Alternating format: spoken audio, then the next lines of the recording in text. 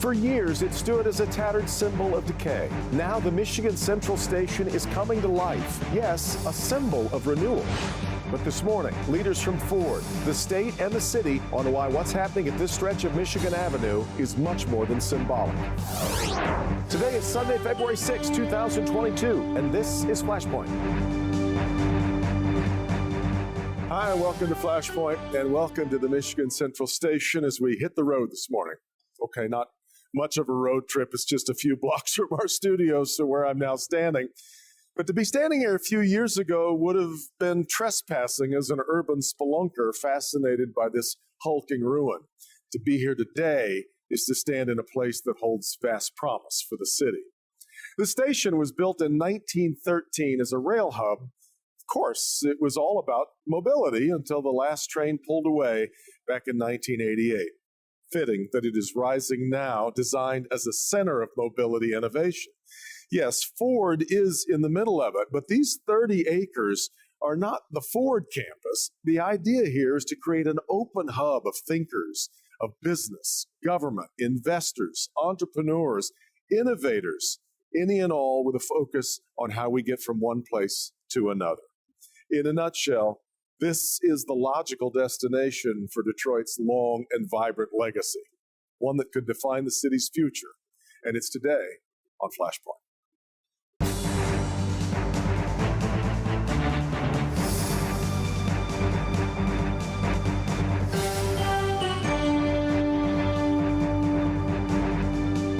We're going to start this morning from Michigan Central with the guy who has largely dreamed this into life, Bill Ford Jr. Bill, really good to see you again. Thanks, Devin. It's a really exciting time. I can remember being so excited at your first announcement a couple of years ago, and yet it seems to me every time I turn around, things get a little bigger.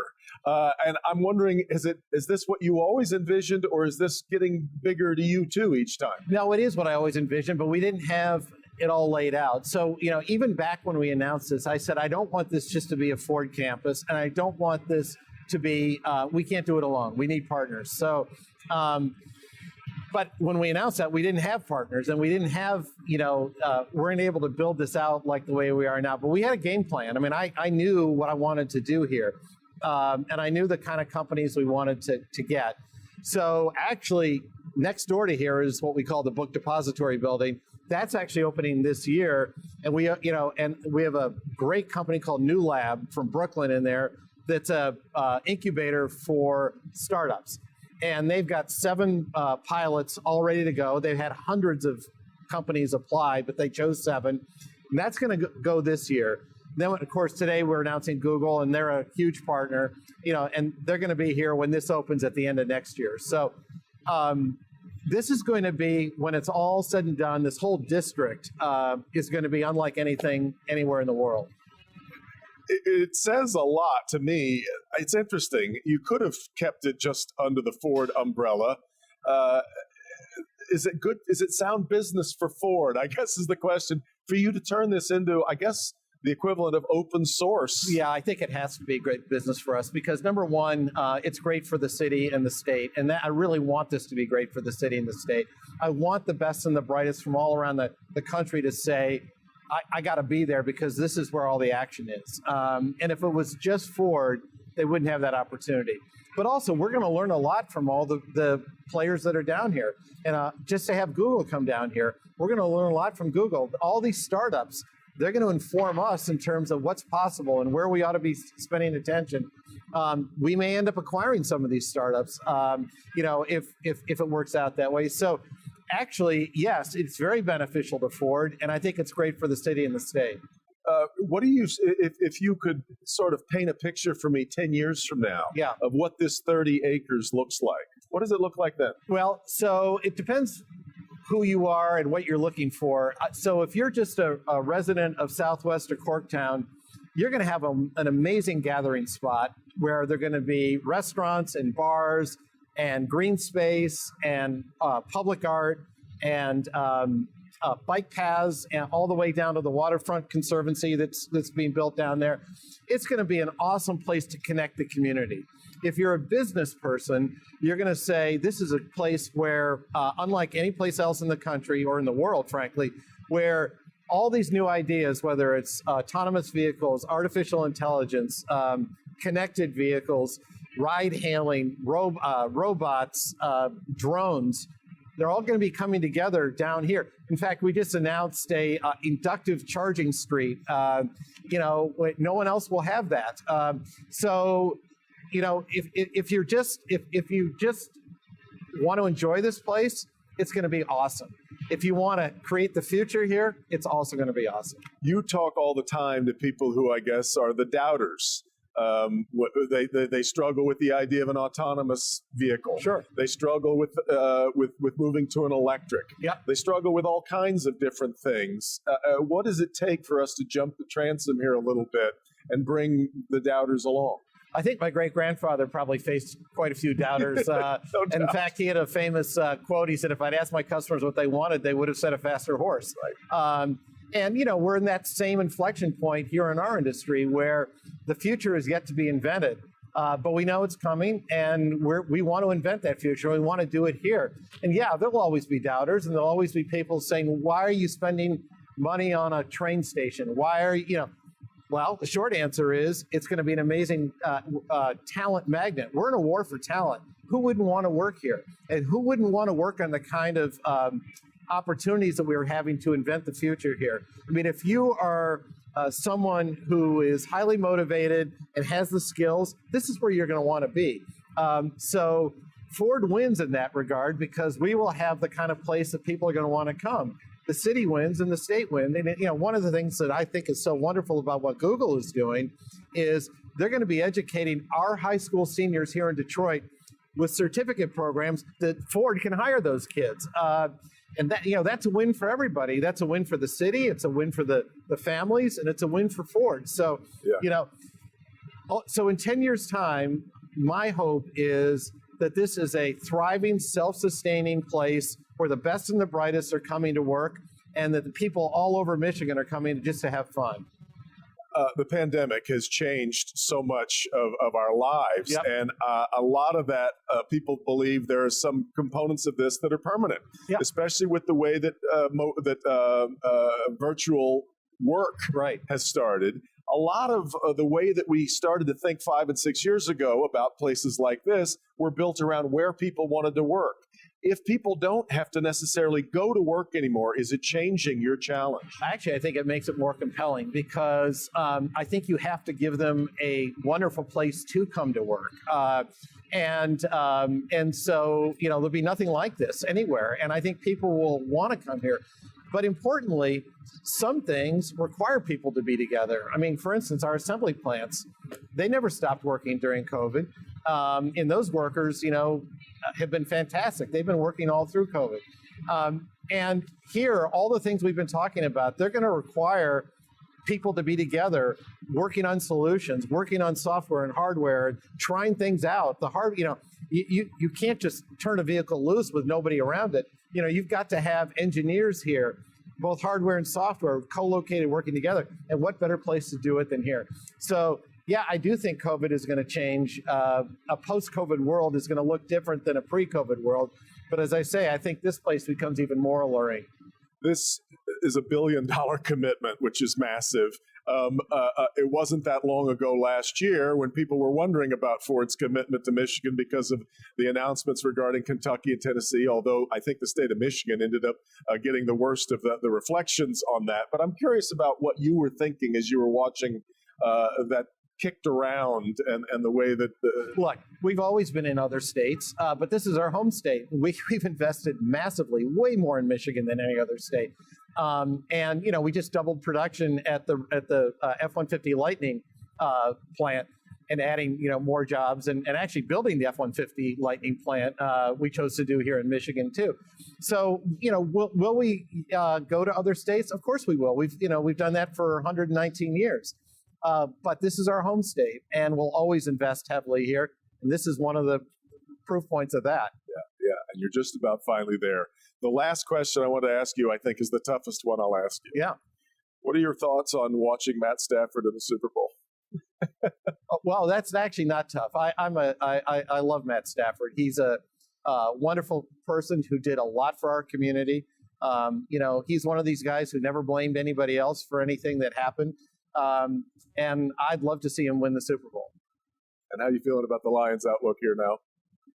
Well, I'm not that, involved at all. But you are one of the bigger fans. I am a big fan, and I'll always be a big fan. Yeah. And I really like the coach and the general manager, and it's early days. It's great. This has been a really exciting time today, and I know when you announced it a couple of years ago, it felt like a long way away, and now it's almost here. Yeah, it is almost here, and it's really exciting. Thank you, Devin, and thank you for all you do for Detroit. Now you've been a real advocate for our city when many haven't been, and I think people need to recognize that. I'm grateful for that. Thanks, Bill. Thanks. We'll take a quick break. This is Flashpoint on Local 4. More after this. Get the best deal on iComfort at Gardner White's President's Day sale. No one beats our guaranteed lowest price on all Serta iComfort mattresses. Exclusively at Gardner White, save an additional $200. Plus, take an extra 10% off. Plus, we pay your tax. Plus, get a $100 grocery gift card. Plus, we make it easy with 0% financing up to 60 months. And free TVs, free MasterCards. All in stock with free same-day delivery. That's why there's Gardner White and no one else. Detroit's #1 mattress store. 2022 is your year to own your family's health and fitness. American Home Fitness is stocked with inventory and factory rebates to help you create your family's ultimate home fitness room. Own a Precore TRM 211 treadmill for just $1,999 with free delivery. Or save $500 on the Inspire FT1 Home Gym. Or create your family's own fitness center with the Precore treadmill and Inspire Home Gym for just $95 per month. 2022 is your year to live a fit life without limits. Only at American Home Fitness.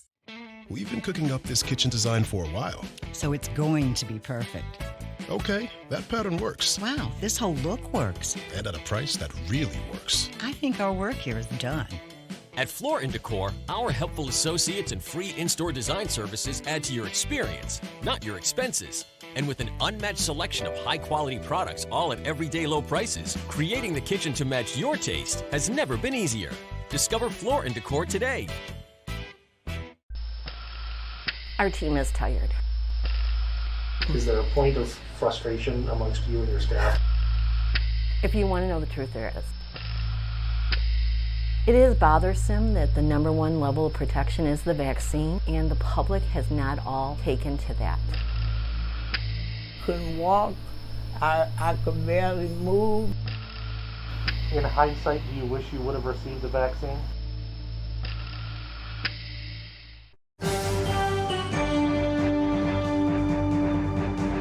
Welcome back to Michigan Central for this morning's edition of Flashpoint. This is the result, and going forward will have to be the result of a public-private partnership. We've talked about the private side with Ford Motor Company and Bill Ford. Now let's move to the public side and my conversation with Detroit Mayor Mike Duggan. Mayor, from your remarks, you are clearly very cognizant of the long-running connection between the city and the company, Ford. There's no doubt about it. And I've talked about the fact that when Henry Ford built the Model T plant in 1909, the city of Detroit did the first mile of paved road anywhere in the world on Woodward Avenue between 6 and 7 Mile. We have been working with the auto industry for a long time to put their new inventions on the road in a safe way. And we're very excited now that the inventions of the 21st century, they may be self-driving buckets that take your dinner to your house, or they may be any number of others. We're going to expedite the review and approval to make sure they can be implemented safely. It's kind of hard to miss the poetry of the fact that this used to be such a hub of transportation.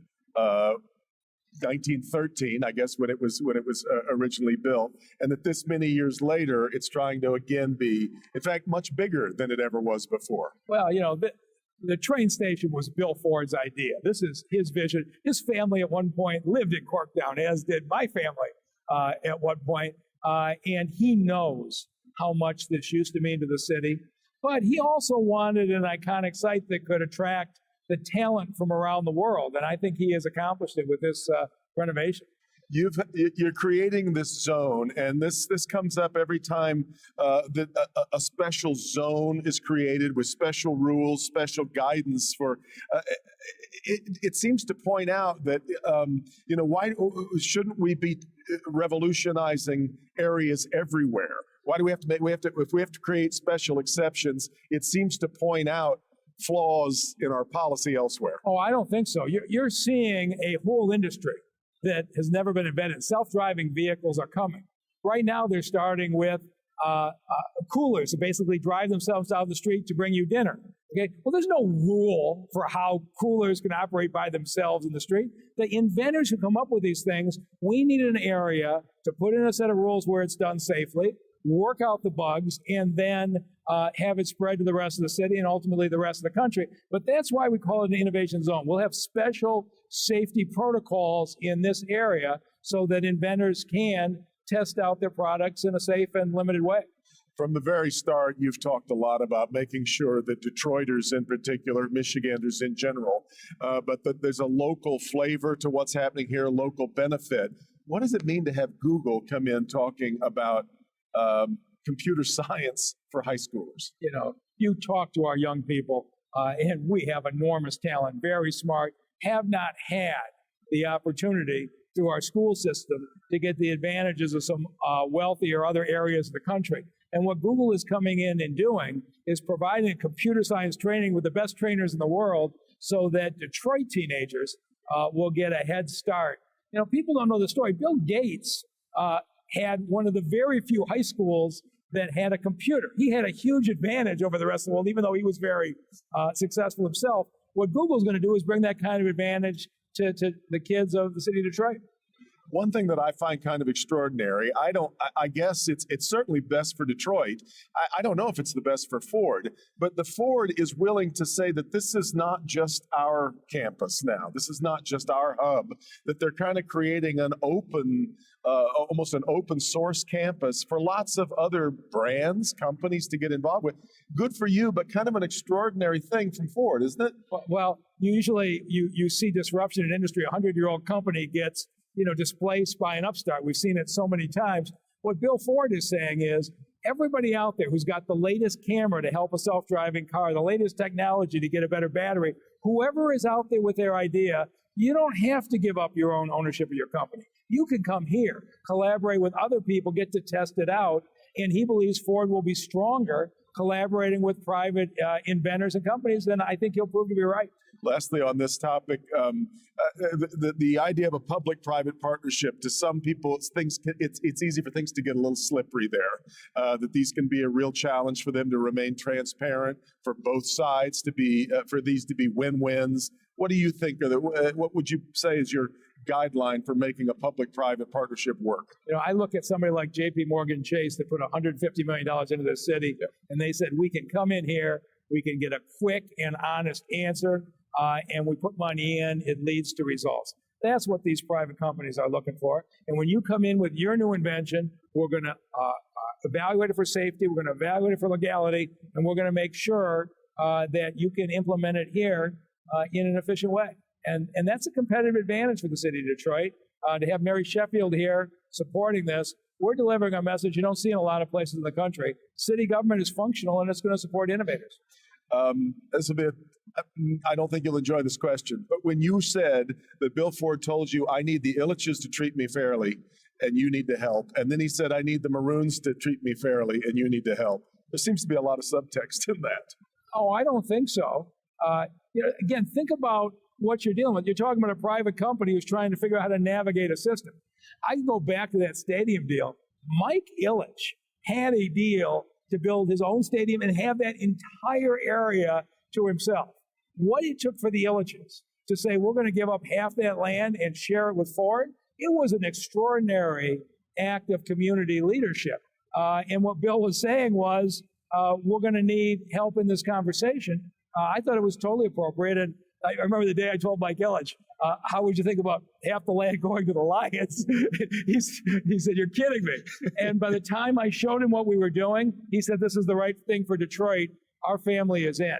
That's the kind of thing that we've been very fortunate to have. And the Illiches have been phenomenal. And we're seeing the Maroons become far more supportive corporate citizens. The mobility future has also been very much on the mind of the state's governor, and we'll talk with her. Governor Whitmer next on Flashpoint on Local 4. At U.S. Mattress, we take pride in being a local business that has both large online selection and convenience store locations in your neighborhood. We have the lowest prices online and in store, free delivery and 120-day in-home trial. U.S. Mattress, we make it easy. Are you still dealing with chronic sinus pain and pressure? You don't have to. It's time to breathe free. Dr. Pinnock is an expert at endoscopic sinus surgery as well as balloon sinus dilation. Schedule an appointment today to see which procedure is right for you. The Detroit Sinus Center is also the place to go to get tested and treated for allergies. We're open for business and following the CDC precaution protocol on COVID-19 for your safety. So don't delay your sinus treatment. Call today at either of our locations in Allen Park and Southfield. Are you ready to create the home of your dreams? Then now is the time to visit the experts at the Shelby Design Center. Look to Lighting One for an amazing display of lighting, ceiling fans, and home decor. Get custom window treatments by Hunter Douglas. Carpet One has a large selection of carpet, hardwood, ceramic tile, and waterproof flooring. Upgrade your home with our beautiful guarantee. You will love your new floor or we'll replace it for free. The home of your dreams is closer than you think. Come see us today at the Shelby Design Center. At U.S. Mattress, we know you're looking for ease and convenience when shopping for a mattress. Lowest prices, too. Browse our large online inventory, filter features, or read reviews. Free delivery and 120-day in-home trial. U.S. Mattress, we make it easy. When the big storm was coming, the local forecasters gave you an early warning. Snow will increase, temperatures will decrease. Using the power of Storm Tracker 4 to analyze the storm faster than any other station in our area. We are in the thick of it. I'm going to break down these snow totals for you neighborhood by neighborhood. And new information from the hardest hit areas. The snow is coming down. It is wet, it is heavy. Those flights right now canceled. Local 4 weather, always watching, always tracking.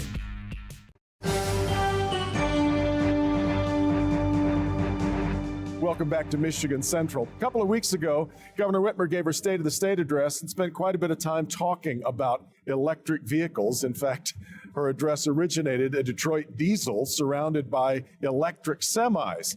We talked to her as well about the promise that this building and this campus now hold. When this idea of redoing this building was first announced, it seemed to be one thing. It seems to me and to a lot of people here today that every time you turn around, it gets a little bit bigger.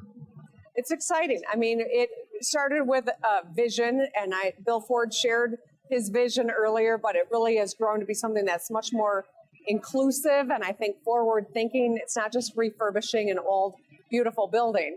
It's really making this a place where innovation happens and making it accessible. He was telling me earlier, he listened to a lot of the community members and the early iterations of this and how it was important to have a couple of different entrances so that it wasn't, just facing one way, that it's inclusive in a place where many can find their home. And so it's really cool.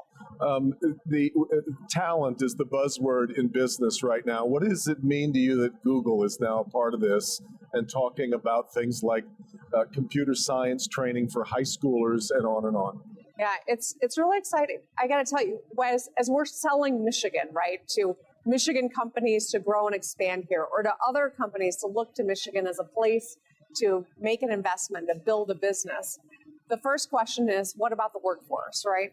Obviously, there are lots of policies that play into that decision, but workforce is front and center. And that's why I set our state goal at 60 by 30 when I gave my first State of the State all those years ago. It really is about upskilling our workforce. And so this partnership with Google will create opportunities for Detroit students to get into good paying jobs where the future of mobility is going to be created here. There's going to be a talent pipeline right here because of this partnership. What do you see as the hurdle right now? You talked about electric vehicles in your State of the State address 2 weeks ago. It's clearly mobility is the focus here, and yet you got a lot of naysayers. What is it going to take to get people to sort of, I guess, jump the transom and accept? In fact, there's still a lot of pushback on autonomous driving. A lot of people don't want to really give that up from their lives. Where's our crisis of imagination on this? Well, here's the thing. There's always going to be naysayers. There's always going to be naysayers. We can't let closed minds dictate where we are headed. We have to bring the problem solvers to the table, people that want to make Michigan a leader, whether it's in mobility or it is in future technology or it is, solving the world's problems. We have to be nimble. We have to have skills. We have to be forward thinking and willing to take risks. None of this is a given. We cannot assume we're always going to maintain the lead in mobility. We've been so fortunate to have been the leaders, but we can't take that for granted. We have to invest. We have to take some risk, and we have to work together to meet this moment and to realize the potential. Lastly, everything that happens here needs support and backstop on the other side. For instance, the electric grid is clearly going to have to be what it needs to be. Our roads are going to have to be maybe rethought. How do you then support what's happening here so that it doesn't just happen in a bubble and can actually be carried out? I think that's why, the autonomous parking garage that we've been working on, the self-charging roads. People often hear these announcements and they're like, what is that? That's like so futuristic. No, that's now. And the world's taking notice that we are moving forward. We're putting great ideas, innovation as the center. It's not just about mobility as we think about automobiles. This is about the future of our economy, the way that we are going to lead in technology. Of course, mobility is a part of it. It's a huge part of it. But it is so much bigger than just that. As someone who is not a native Detroiter, I really can't say that I'm connected to the past glories of this building. I don't really have them in my recall, but it's really hard not to be excited about the future here. And I love the fact that they're now calling this campus Michigan Central, because if that promise is met, it'll be central to Michigan indeed. That's going to do it for this morning's edition of Flashpoint. Thanks so much for being here. Meet the Press is coming up next. Have a great week. We'll see you next time, right back here on Sunday morning.